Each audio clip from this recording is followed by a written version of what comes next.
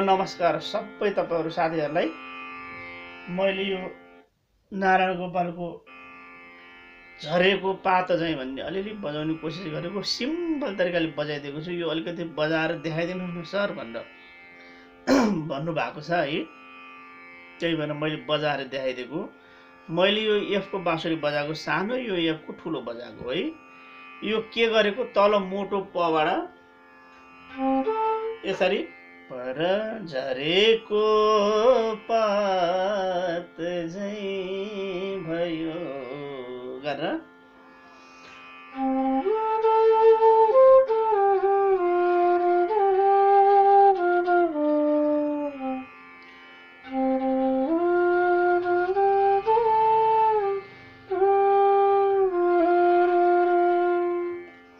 यसरी गरेको हो है।